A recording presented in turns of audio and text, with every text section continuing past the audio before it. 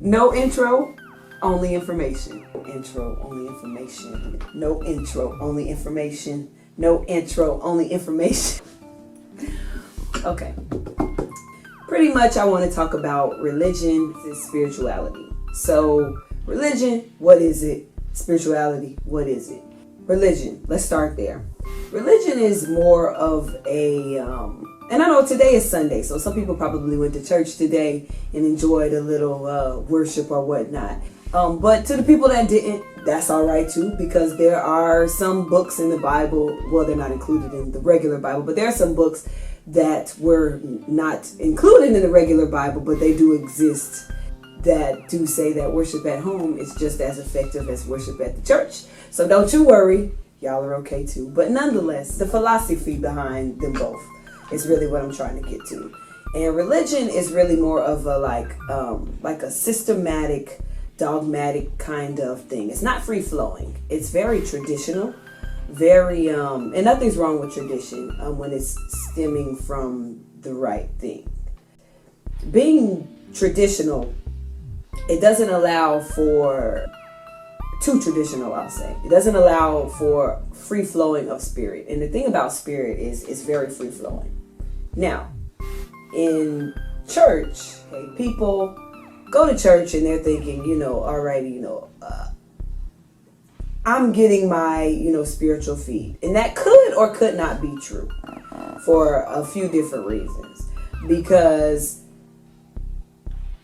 church itself is nothing more than a business, the building part of it. It's just a building, okay? You got to think about it for a minute. It's a building, and each church has bills that need to be paid, like electric, like water, like anything else, like rent, if they don't own the building. You know what I mean? And these are things and costs and expenses and overhead that any other business would have to deal with, just like any other thing. And that's not to be confused with spirit, okay? Because that's very systematic.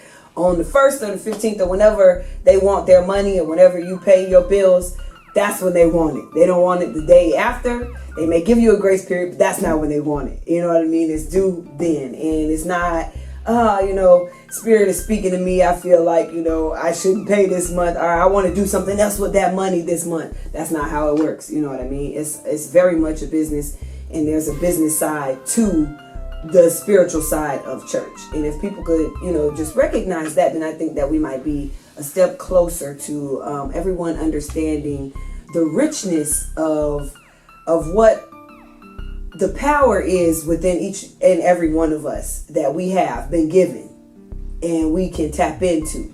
You understand that we're a part of, not separate from. We are a part of, all one, a part of source, God's source. So, anywho, just to take this a step further with spirituality, okay, now spirituality, what is that? You know what I mean? Some people are afraid, oh, what's spirituality? No.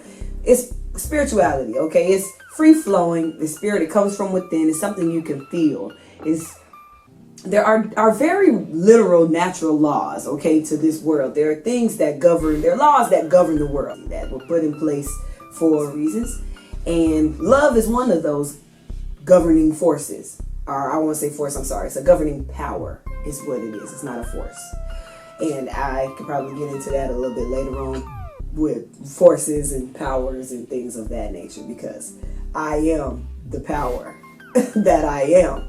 But anywho, pretty much spirituality is free flowing. It's not systematic. It's not something that you're going to just kind of do just because, it's the first, you know what I mean? Or you have to do it because it's Sunday.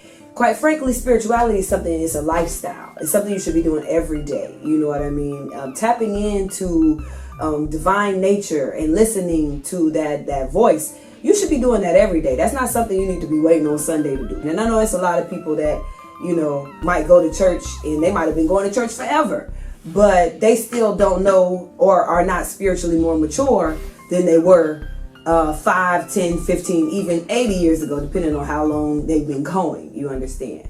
So The thing is with spirituality is, that it's free flowing. You have to listen to spirit, and it's similar to like seasons, and that's like seasons versus time. Like let's say time is religion, seasons is spirituality. You know what I mean? It comes when it comes. Spring don't always come on exactly the same day at exactly the same time every single year. That's not how it works. You see, it runs off of an entirely different structure, okay, of or concept of time, I'll say. So with that being said, though, spirituality is more of a lifestyle. It's something that you should incorporate in your everyday doing, and it's something that you feel, and really it's something that you should really be practicing if that's something that you feel you're serious about learning. And I know a lot of people might shy away from the word spirituality. That might be a little scary sometimes, or even other things that surround spirituality, like not necessarily conforming to religious beliefs or different things like that, or kind of breaking away from that thinking or ideology, and that's okay. But my advice to you would be to never be afraid to explore different things. If you're truly wanting to learn, then you need to be open to explore different things. Now, that doesn't mean go out and read a bunch of stuff that might scare you half to death and have your mind all crazy. No, that's not what I'm saying. If you're not ready for it, then it might not be for you, because everything is not for everybody. You understand? What's for me might not be for you, and what's for you might not be for me and that person down the street or whoever. Okay. So definitely stay in tune with what you're aligned with, because we're all made differently. Every single person on this earth is made differently. No two people are made the same. Even twins, they're not even made the same. Everybody's unique experiences, everybody's unique thoughts, everybody's unique things they've gone through when they were little, from their friendships to all kinds of little things, make each and every person unique, to our blood types, to our sugar glucose levels, to everything. Everybody has, different variations on some level. Nobody is exactly the same. Fingerprints, skin cells, hair, all of that. Nothing is the same. So embrace your uniqueness.